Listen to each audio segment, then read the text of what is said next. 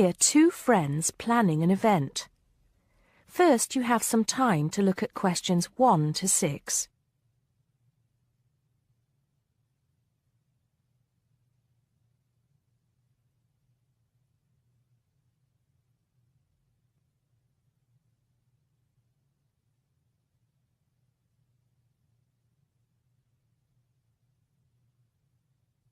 Now we shall begin.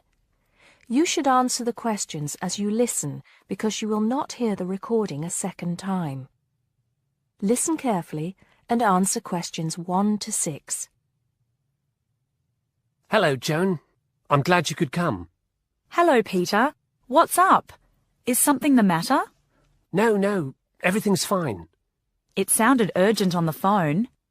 Did it? It's just that I've had this idea and I wanted to see how soon we could get it off the ground. Well, don't keep me in suspense. You know they're planning to close down the local clinic. It was in the newspaper yesterday, but most people have actually known for some time. Well, I thought we should do something about it. What did you have in mind? I thought we could organise a charity event and donate the money to the clinic. I know it doesn't sound like much, but it will show the local council how we feel and that we mean business. That'll take quite a lot of organising. Why don't we just hold a protest outside the town hall? A protest would take just as much organisation as an event like this. Besides, I think fewer people would turn up. A village fair, or something like that, would attract more people and get money for the clinic. People are more generous when they're enjoying themselves. OK then, it sounds good to me. How do we start? First, we put our heads together and come up with a list of people who'll be willing to help and people who can provide us with some of the things we need. For example, we might need a caterer to provide refreshments, a rock band for entertainment, tents and so on. Then, we do a lot of telephoning around and try to get everybody together at the same time in the same place. Sounds like a lot of work to me. Well, that's only the beginning. First things first, though. Let's decide now on who to get to the initial meeting and where and when to hold it. Fine. Well, the village hall would be the best place to have the meeting. It's not as big as the youth club, but it's warmer. There'll be no problem getting permission to use it, but I suppose it depends on how many people we invite. We don't want too many, otherwise the meeting will go on too long and nothing will get decided. But the village hall is a good idea.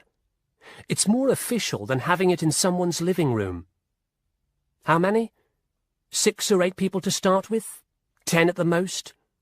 OK, now we have to decide on a suitable day and time. Suitable to everybody, I mean. A Saturday or Sunday would seem to be the best choice because people aren't at work on those days. But they may not like the idea of giving up a part of their weekend for a meeting.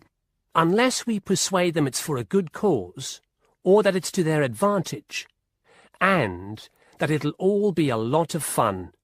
We'll provide refreshments, of course. What if some don't want to give up their weekend?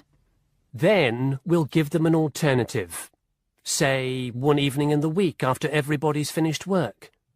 We'll see which is the most acceptable to them. Then book the hall. I can do the refreshments for the meeting. I'll get Darren and Maggie to help me. I'm sure they'll be more than willing. Before you hear the rest of the conversation, you have some time to look at questions 7 to 10.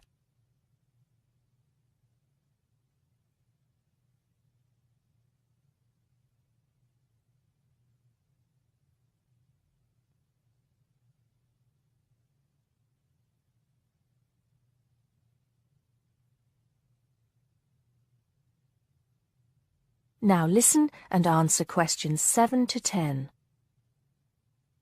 So, what's next on the agenda? A list of who we want at the meeting. Yes, of course. Obviously, we want someone from the clinic. I think Dr. Perkins would be best. He can tell us exactly what the financial situation is there. You know, how much money it takes to keep the place running, and how important it is for the community to have the clinic. The vicar too. He can rally lots of support. And Mr. Sims, our Member of Parliament. He is very busy, but I think I can persuade him to come, or get his wife to persuade him to come. I see her quite a lot socially. That's great. 2 other people I have in mind are Freddie Smith. The journalist? Yes. Well, he's the editor of the local paper now, and might be useful. He might let us advertise for free, and he'll know how to go about getting leaflets and posters printed. That's another thing. We'll need volunteers to put leaflets through people's doors and stick up posters all over the place. We can decide that at the meeting. What about the other person? What other person? You said you had 2 people in mind, Freddie Smith and... Oh, yes, Mr. Gates. Mr. Gates. Do I know him? You must do. He owns Greatfields Farm. We need a large area to hold the fete. Right. So how many have we got then? 7 or 8? There's Dr. Perkins, Mr. Sims, that journalist... Freddie Smith, you mean? Yes, him. And the vicar and Mr. Gates, the farmer. That's only 5. There's you and me. That's 7. That will do for now. Let's start making phone calls. That is the end of part 1. You now have half a minute to check your answers.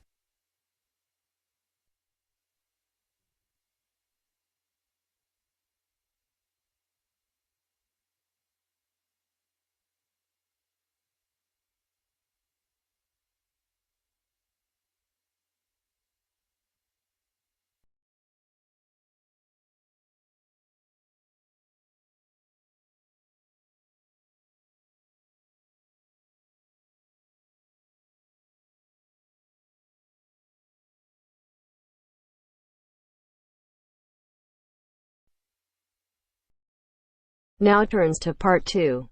Part 2. You'll hear a lecturer talking to students about a printing process. First, you have some time to look at questions 11 to 15.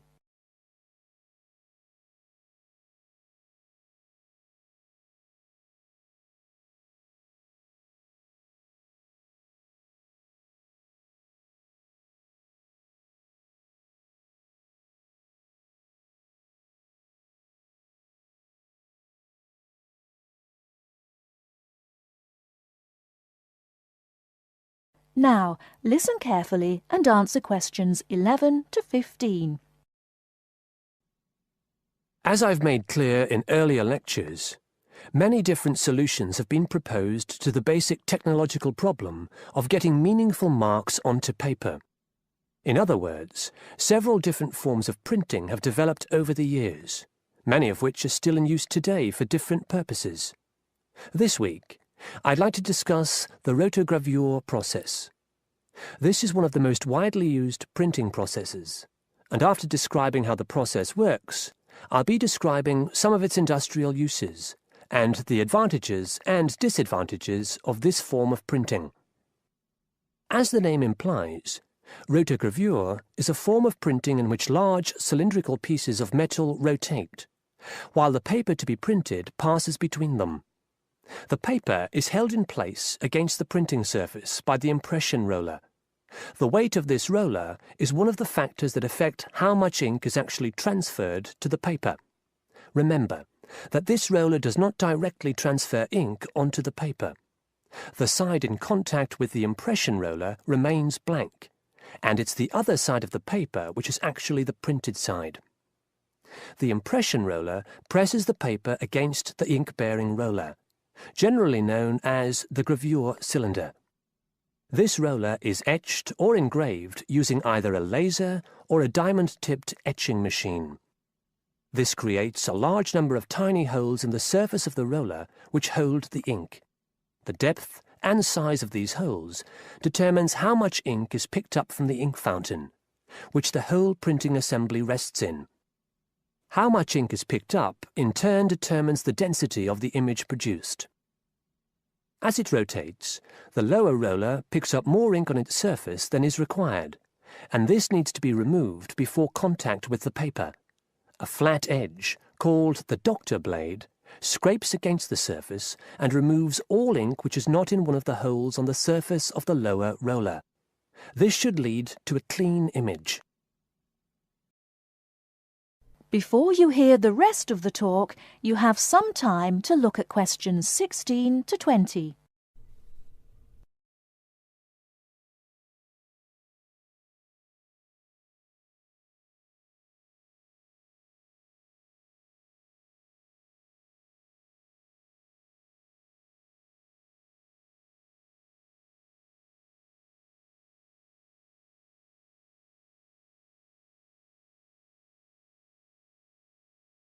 Now listen and answer questions 16 to 20. Now that we understand a little of the mechanics of rotogravure printing, I'd like to look at it in the wider context of the printing industry and discuss the main uses. One of the main advantages of the rotogravure process is that the amount of ink which can be transferred to the paper is high compared to other printing methods. This means that a broad density range can be produced. In other words, with rotogravure, it's possible to produce many different light and dark shades, making it particularly suitable for reproducing photographs and fine art. For shorter print runs, some other processes may give a finer image, but rotogravure is ideal for jobs that involve printing, for example, 1 million magazines. One common place where you'll see printed matter that has been produced by rotogravure is in the advertising material that is often inserted into Sunday newspapers. Of course, it's not just paper that can be printed by rotogravure. It's a very flexible process, since the rollers used can be made to any size required. Whether it's consumer packaging or large rolls of floor covering that need to be printed, rotogravure is a relatively cheap, quick method that is used in a variety of industries. This isn't to say that rotogravure is without its disadvantages. Probably the main drawback is the fact that, with large areas of colour, the dots are visible, even without using any kind of magnifying aid. Now, does anyone have any questions about the rotogravure process? That is the end of part 2. You now have half a minute to check your answers.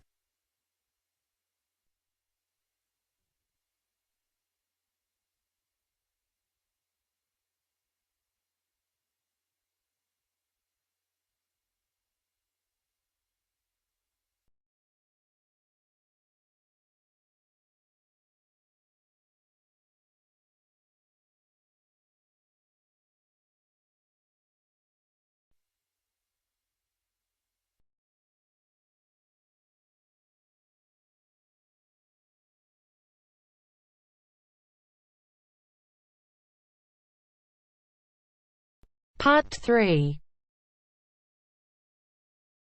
Part 3. You will hear a conversation between a tutor and 2 students, Amanda and Jake. First, you have some time to look at questions 21 to 25.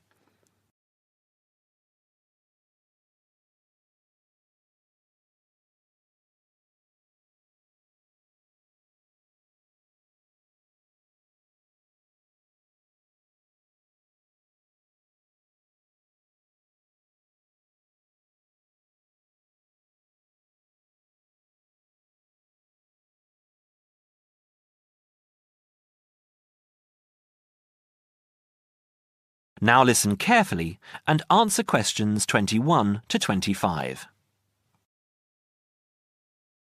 So, Jake and Amanda, how did the project go? Very well, I think, Dr. Hinton.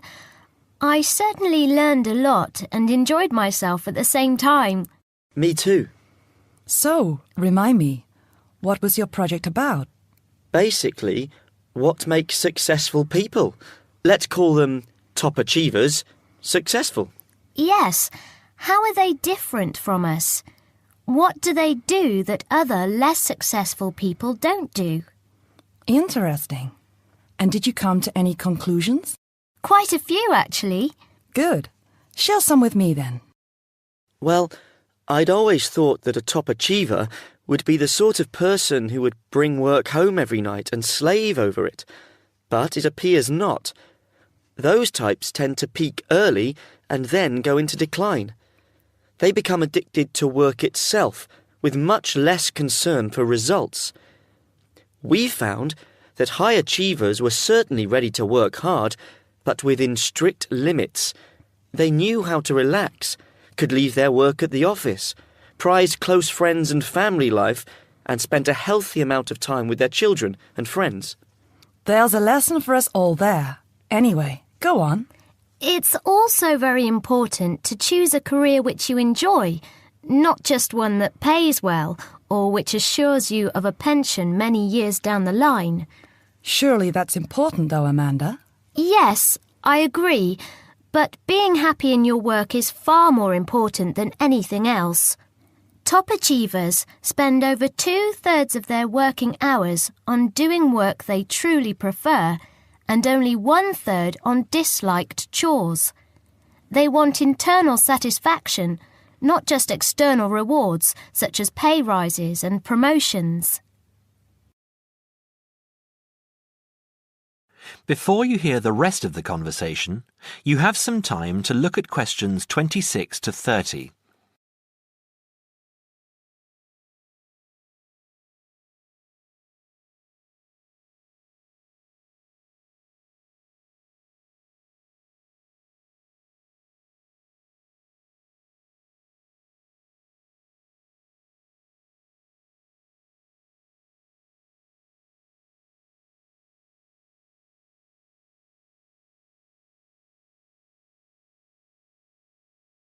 Now, listen and answer questions 26 to 30. Actually, in the end, they often have both, because they enjoy what they are doing, so their work is better and their rewards higher. Yes, Jake, that certainly makes sense. Now, can I ask you something? Do high achievers, as you call them, take many risks? Yes and no. I interviewed one business executive who told me he was able to take risks because he carefully considered how he could salvage the situation if it all went wrong. He imagined the worst that could happen, and if he could live with that, he went ahead. If not, he didn't take the chance. Other people prefer to stay in what I heard described as the comfort zone setting for security, even if it means settling for mediocrity and boredom too. Would you call top achievers perfectionists? Contrary to what I expected, no, I wouldn't. We came to the conclusion that a lot of ambitious and hard-working people are so obsessed with perfection that they actually turn out very little work. I happen to know a university teacher, a friend of my mother's, who has spent over 10 years preparing a study about a playwright. She is so worried that she has missed something, she still hasn't sent the manuscript to a publisher. Meanwhile, the playwright, who was at the height of his fame when the project began, has faded from public view. The woman's study, even if finally published, will interest few people. So, what has this got to do with top achievers? Well, top achievers are almost always free of the compulsion to be perfect. They don't think of their mistakes as failures. Instead, they learn from them, so they can do better next time. Well, would you call them competitive? High performers focus more on bettering their own previous efforts than on beating competitors. In fact, we, came to the conclusion that worrying too much about competitors' abilities and possible superiority can be self-defeating. Yes, and we found that top achievers tend to be team players rather than loners. They recognise that groups can solve certain complicated problems better than individuals and are eager to let other people do part of the work. Yes, loners, who are often over-concerned about rivals, can't delegate important work or decision-making. Their performance is limited because they must do everything themselves. Well, it looks as if you two have done a thorough job and learned something into the bargain too. Now, there are just a couple of points I'd like to clarify with you. That is the end of part 3. You now have half a minute to check your answers.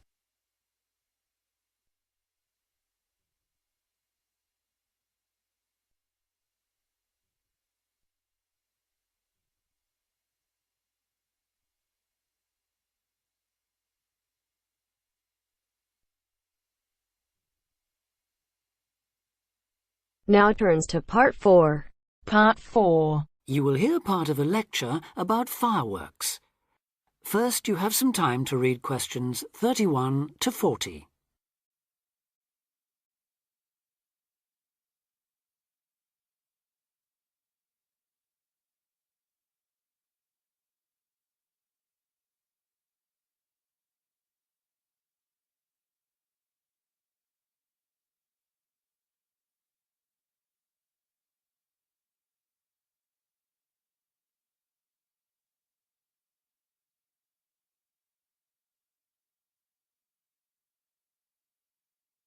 Now listen carefully and answer questions 31 to 40. Good afternoon, everyone, and welcome to this short talk on the subject of fireworks. Now, fireworks, as I'm sure many of you know, were invented in China, though there has long been disagreement as to exactly when, or even in which century. The consensus nowadays, though, is that it was in the 6th, as there is considerable evidence of war rockets being made then. We also know that fireworks were in use by the 7th century in Arabia, where they were called Chinese arrows, reflecting their military potential. It then took a long time for them to spread to Europe. In fact, it wasn't until the 1200s that fireworks made their appearance there.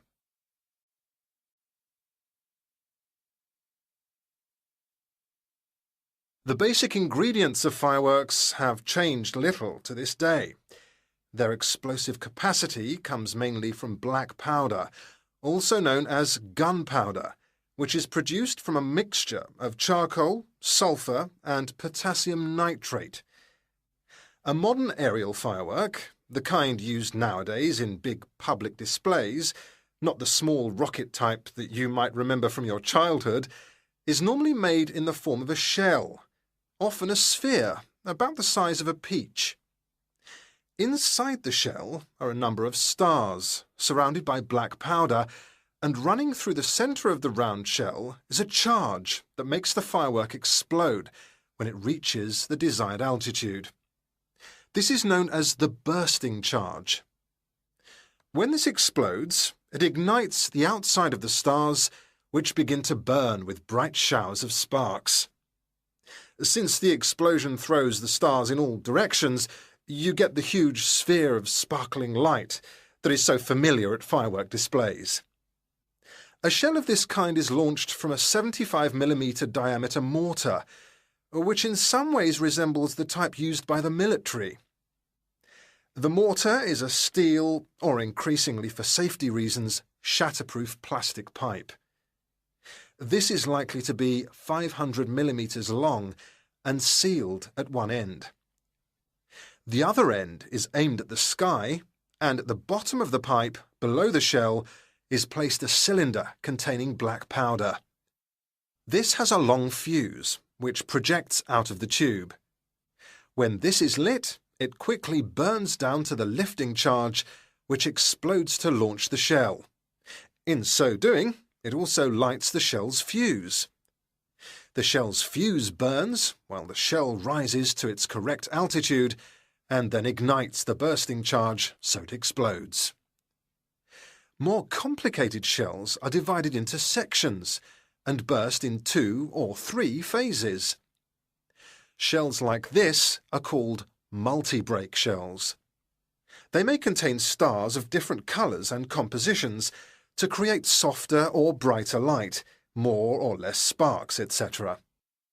Some shells contain explosives designed to crackle in the sky, or whistles that explode outward with the stars.